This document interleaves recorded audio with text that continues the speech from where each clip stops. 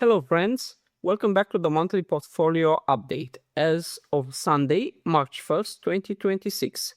As usual, I hope you'll find the information in this video useful, but disclaimer, please note that this is not investing advice. It's just my portfolio as it stands today, and it can change at any time without previous notification. Following an investment strategy without doing the work yourself is almost guaranteed to result in losses. So please be careful, since it's your responsibility to do your own research before investing. At the end of the video, in today's bonus section, we'll talk about the concept of zombie companies and give some examples from my portfolio. But first, let's start with the usual look at this month's activity.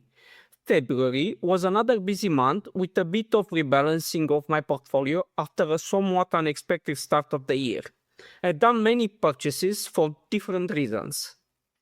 In terms of buying, I added a few new companies from the moonshot list, namely Robinhood Markets, ticker Hood, making another bet on betting, pun intended, meaning the increased propensity of the new generation to gamble in everything, games of chance like poker, the lottery, sports betting, prediction markets, financial markets, etc.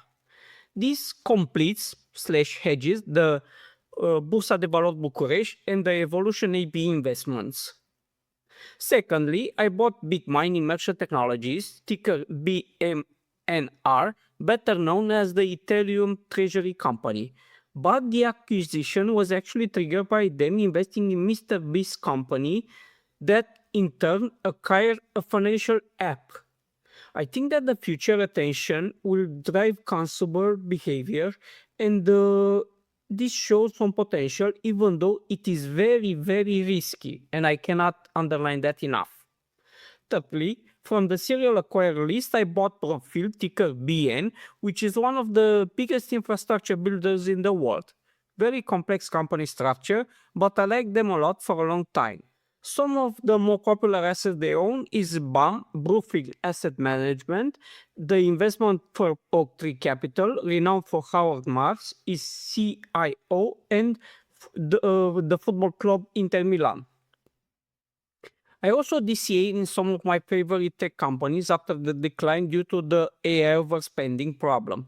Companies like Amazon, Google, Microsoft, and the smaller Shopify, and participated in the Novofair capital increase and bought some more Simtel shares after they reported an awful 2025. I think my confidence in them was shaken, not necessarily by the bad results, which were kind of not a surprise if you follow them, but by their lack of communication. However, they still have some potential. I need to keep an eye on them and maybe reduce my position if things don't turn around fast, and I mean really, really fast. And last but not least, due to the recent Bitcoin drop to 60K, I bought a little bit more, and when I say a little, I mean very, very little. I also added a little to my gold position, and I think that's all on the buying side. In terms of selling, there was none. However, the Restart Energy 1 bonds, Rio 26, the ones with the company reorganization, they actually expired and were taken off the market, becoming illiquid. Even though technically there is still a chance of getting back some of the money, I actually written it off for now as a total loss to not focus on it anymore. If I get something back, fine. If not, the lesson learned were reward enough for me. Sad face. In terms of cash flow, I have some Fidelis government bond expired this month and got the coupon and the principal, and I have one coming in next month as well. And actually throughout the year, I have a somewhat steady stream of fixed income that expires, so we should be fine. That being said, the portfolio as of March 1st is currently looking like this. Please pause the video if you want to analyze each investment in detail. The new entries I mentioned are lines 30, 31, and 32 in the Excel files, and ticker REO26 disappeared, now having 42 distinct assets. As mentioned in the disclaimer, this portfolio should be just for informational purposes, since the allocation can change at any time. Like for Simtel, I bought some more, but I almost sold at the same time when I got more information about their performance. Finally, the current pyramid allocation portfolio after the second month of 2026 looks something like this. Overall, the portfolio was down 0.45% for the month, and the year-of-date return of the pyramid portfolio dropped to 2.81% plus expenses, which, to be honest, is not bad taking into consideration that it was another crazy month with the tariffs being suspended and quickly reinstated, and this weekend US attacking Iran, and all the nonsense happening in the world today. Now, before going to the next section, if you are interested in the subject, please leave a like and subscribe to the channel. It really helps bringing this completely free information to more and more people. As mentioned at the beginning, in today's bonus section, we will talk about the concept of zombie companies and give some examples from my own portfolio. I first heard of zombie companies back in the day when I was trying to invest in startups. It's a term often used in the venture capital world, but less so in the public markets. The technical definition is a zombie company is a business that generates enough revenue to cover its operating costs and pay the interest on its debt, but lacks the surplus to reduce the principal amount of its debt. They are often described as being stagnant, unable to invest or grow, and dependent on the refinancing of maturing debt for continued existence. They are typically characterized by prolonged underperformance, weak future prospects, and overall low productivity. The term originated in Japan during the last decade, following the collapse of the asset price bubble in the early 90s, when Japanese banks continued to support failing firms despite their inability to repay the principal, leading to economic stagnation. The concept resurfaced during the 2008 global financial crisis and has since gained renewed attention due to prolonged periods of low interest rates and government or central bank interventions. In terms of investing, a zombie company is a company that is sitting in the portfolio for a long time, maybe somewhere around plus or minus 10%, for 3, 4, 5 years, or even more. But it doesn't move significantly, neither to the upside nor the downside, and it doesn't produce meaningful dividends in the meantime.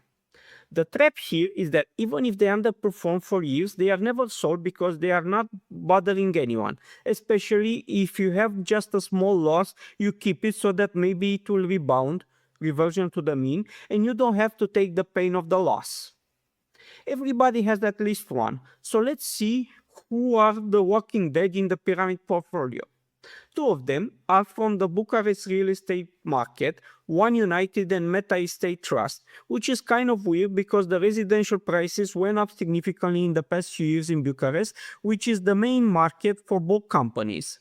Next, we have two tech companies, UiPath and Arobs, that went up, down, and basically nowhere for years. There are two aspects to make clear. First, these are not to be confused with the worst performance of the portfolio. I have plenty of other assets going down significantly more, but these few just move nowhere, sometimes go a bit on the upside then invariably go back down, and stay in a narrow band of the purchase price and are basically just dead money. The second thing is important is that it's not just the price that is not moving, but also revenue, earnings, and the overall potential. Like they are not working towards a meaningful goal that takes a decade to succeed. They are just trying to survive and make a little bit more money this year than they did last year, but they all move at a snail's pace, which means that the initial thesis was broken. Now, it's good to know, but what to do when we have zombie companies in our portfolio? First step is, of course, to recognize one when you see it. Some characteristics are that revenue and profit doesn't grow much in a long period of time, years. They alternate good quarters with bad quarters. They are inconsistent. There is no big long-term goal they are working towards. Here you have to use your own judgment because everybody says they're going to change the world, but are they finding new ways in which a light bulb doesn't work? Or are they trying to put rockets into space? Or is just simple marketing talk? As a result of these three, the price stays in a narrow band for a long time. The second step is, and we've all seen the movies when someone that the main character likes gets infected, they have to shoot it, usually in the head, since they're not the same person anymore. It's similar with the companies. They're not the same companies you thought they were when you made your investment. You sit down and reevaluate your initial thesis, and if it doesn't hold true anymore, sell the asset. Even though it's easy to postpone the decision indefinitely because the pain is not that big, like a fast minus 50% decline, it's actually hurting your returns over time by a lot.